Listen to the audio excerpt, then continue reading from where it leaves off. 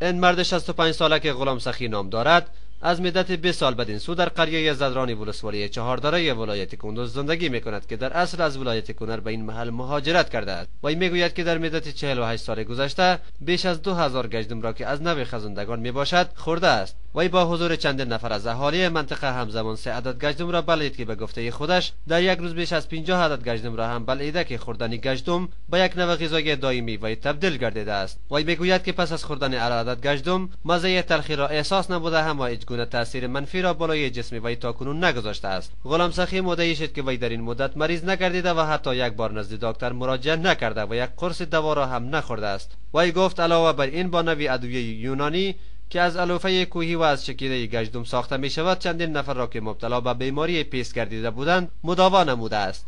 کلیپ گفتن است که این مرد تنها زندگی می کند و از شغل دریوری و گلکاری امرار معاش می نماید.